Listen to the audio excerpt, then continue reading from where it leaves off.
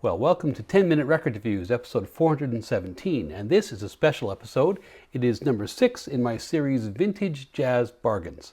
Now, as you all know, I don't set out to make videos which are topical, but here we are in April 2025, and I think bargains are on everyone's mind. I mean, after all, when we're all sitting in caves, eating meme coins and keeping warm by burning leftover Cybertrucks, I know we'll appreciate the fact that we didn't spend too much money on our record collections. But if you think that's pessimistic, never mind, because a bargain is always a bargain. And the idea of this series is to make suggestions to record collectors about certain jazz records which are musically appealing but also economically accessible. All of them, usually anyway, are records from the classic period of modern jazz, the 1950s and the 1960s. They are early pressings, which is to say they come from the first year or two of release. They're not necessarily first pressings as such. To qualify for this discussion, I needed to be able to look on Discogs today, which I did, and find at least 3 copies, which were A, VG+, in terms of the media condition, but B, also available for $20 US or less. So in other words, they're early, they're cheap, and they're highly listenable. All that said, on with the records. And the first record that I'm going to talk about today is this record by Bobby Scott. It came out on ABC-Paramount in 1956. Sorry, it's rather glossy, so it's probably hard to see. Bobby Scott and Two Horns could have been made by a rhino. Now, Bobby Scott, I'm sure, is a jazz artist of whom I suspect listeners may not know too much. His flourishing in jazz terms is largely confined to the latter part of the 1950s, after which he basically becomes more of a pop artist and a songwriter. And he was a pretty good songwriter, as it turned out. Amongst his hits were He Ain't Heavy, He's My Brother, and A Taste of Honey, which, as it happens, as you may know, was recorded by an obscure beat-pop combo from Liverpool for their debut record in 1963. He was a piano prodigy and a songwriter from a fairly early age, and by his young adulthood, he played in the bands of Hal McCusick, of Gene Krupa, and of the clarinetist Tony Scott, no relation. In the early 50s, when he was just 16, he was already working in upstate New York, pulling together professional bands over the summer season. He's only 19 years old when he makes this record. If you watch American Idol, you know that thing that Lionel Richie does when he says, "Young man, I'm going to tell you something. I want to tell you something right now. Everybody, he's 19 years old." And then everybody claps. Well, I mean, this guy was 19 years old when he made this record, and it's really quite remarkable.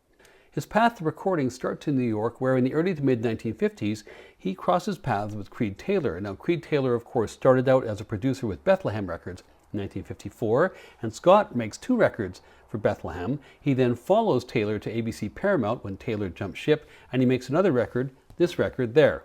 Now, this record is a pretty swinging record, but it's also a nice snapshot of Scott's virtuosity as a piano player. It's also a snapshot of his compositional skills, and you can tell, and I'll talk about Gerry Mulligan a bit later in this, that he was heavily influenced by Gerry Mulligan's compositional technique, particularly with his pianist Quartet. The sidemen on here aren't that well known, not really attention grabbers. The best known probably is Whitey Mitchell on bass. After Scott's early successes in the 1950s, remember he was only 20, I think, when he wrote A Taste of Honey. In the 60s, his career doesn't quite taper off, but it takes different directions. He moves into acting. He does a lot of acting in commercials, actually, in the 1970s. Gets a bit withdrawn and a bit perfectionist by all accounts, which kind of puts paid to his career later on. But there's no doubt that in 1957, when he makes this record, he had it going on. Now, the next record that I want to talk about is this record by Hubert Laws, The Laws of Jazz, put out on Atlantic in 1964. Now, this, I will confess, is not actually a 1964 pressing. It's actually a somewhat substandard, slightly embarrassing post-1968 pressing, but this is one of those cases where, do as I say, not as I do. I think this record arrived in a lot of records I bought at an auction at one point. Anyway, you can get a first press of this for very little money. Now, if you're looking at the cover, you may be saying, "Hey, Allan, you've been recommending a lot of jazz flute lately. That may be more jazz flute than I can handle." Well, I have been recommending a fair amount of jazz flute here and there, but I try not to steer you wrong, and this record is a great record. It's his debut for Atlantic. It comes out in 1964. Prior to this record coming out, Laws had been studying at Juilliard, but if you go back further in his history, he of course grew up in Texas with the guys who went on to form the Jazz Crusaders, and he played with them for a while actually. That all comes to an end in 1960 when he gets accepted to Juilliard and they all go out to LA. He goes to New York and eventually makes this debut record in 64. In the late 60s, or certainly in the early 70s, Laws becomes very well known as one of the major artists on CTI Records, again, a project of Creed Taylor's, where he plays kind of a mashup of jazz funk, smooth jazz, and third stream music. Again, he's got that classical background from Juilliard.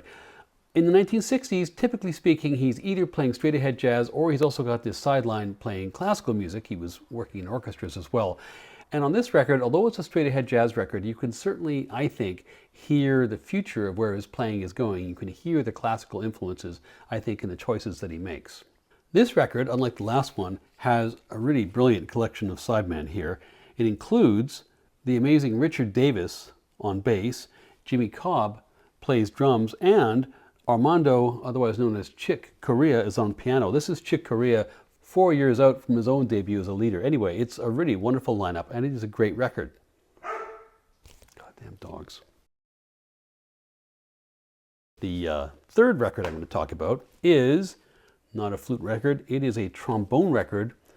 Not just a trombone record, a two-trombone record. It is this record from 1955 on Columbia by J.J. Johnson and Kai Winding, or Vinding, I'm never quite sure. Trombone for two. Now, the trombone is an instrument which in jazz does not get as much attention as certainly I would like to see it get. Because for my money, I actually think it's one of the most effective instruments for jazz soloing. It's just got that right, it's got the same kind of space, or it occupies the same kind of tonal space as the tenor saxophone. And while the trombone was a staple of swing-era orchestras, there were only really a limited number of exponents during the modern jazz period in the 1950s, 1960s. People like Frank Rosolino, Gratian Moncur, Curtis Fuller, Bob Brookmeyer, and our two heroes, amongst others. But if you think about those names I just mentioned and the esteem in which they're held in the jazz world, it kind of makes you wonder why jazz trombone didn't have more adherents. I guess that's a campaign I can wage another day. In any event, Kai and Jay, or JJ and Kai, or Kai and JJ, however they build themselves, they made a lot of great records together over a decade or more. They made records for Savoy, for Debut, some great records for Prestige and Bethlehem. They made the first ever record that was released by Impulse Records, and they also made a whole fistful of records for Columbia, of which this is the first in the latter part of the 1950s. I will say on the whole that their records are uniformly strong, but not necessarily uniformly varied. There's a certain sameness to their sound, or to their shtick if you want to call it, which probably means, and I think I'll maybe get some hate mail from you tromboners out there, that there's no need to be a Kai and JJ completist in my view. The flip side of the coin, however, is that because they were quite popular, and certainly on Columbia, they sold a lot of records, there are a lot of these records out there. So you can pick up some very high quality Kai and JJ records for very little money, because there will often be dozens and dozens of early pressings available in very good plus condition. And this is a classic example. As I mentioned, it's their first record for Columbia. It raises their profile considerably, given Columbia's financial clout. I enjoyed this record a lot. I spun it while I was preparing this video, and that only amplified that conclusion. You will not regret picking this one up.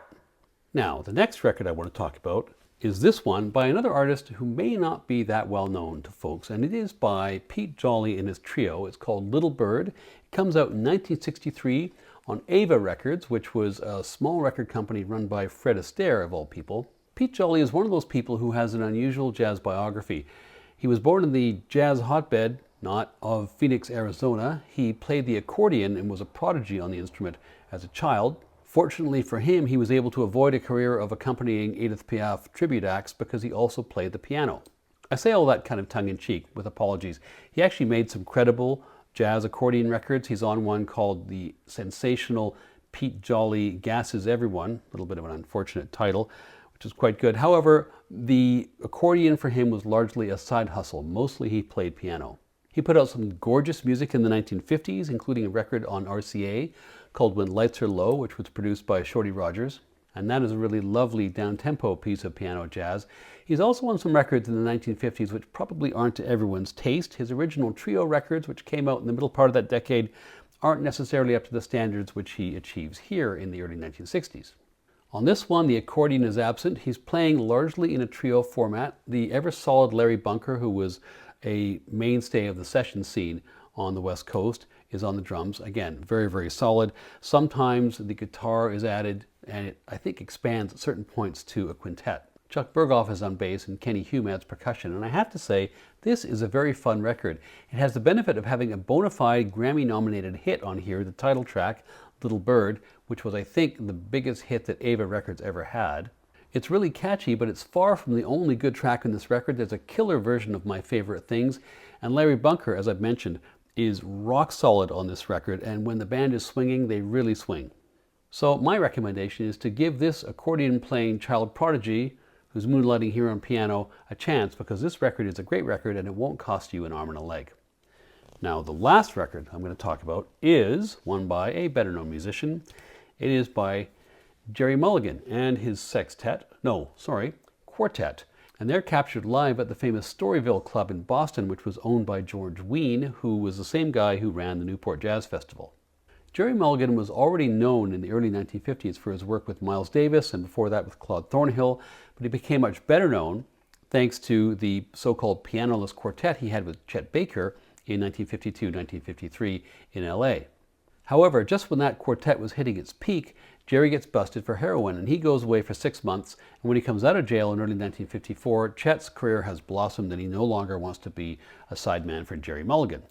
So Gerry presses on. There was, of course, no shortage of talent on the West Coast, and he had the great advantage of having a really supportive producer in the owner of Pacific Jazz, Dick Bach. He hooks up with the valve trombonist Bob Brookmeyer, there's Bob there, whose sound was very complementary to Gerry's baritone sax. Some people might say too complementary in that they overlap a lot, I guess, but personally I think it works. Brookmeyer was an accomplished composer and sometime arranger in his own right, and the two of them put together a lot of well-considered music during the time they were in a group together. Their music, as had also been the case with the quartet with Chet Baker, was contrapuntal, which is I think what music nerds say, when instead of the typical jazz approach where one of the horns lays out and the other one solos over the rhythm accompaniment and then the other horn takes a turn, both horns weave their melody lines and their solo lines in amongst each other. And it creates a really interesting effect. Sometimes it works, usually it works, sometimes it can be a bit sloppy unless it's tightly arranged, and these guys knew what they were doing.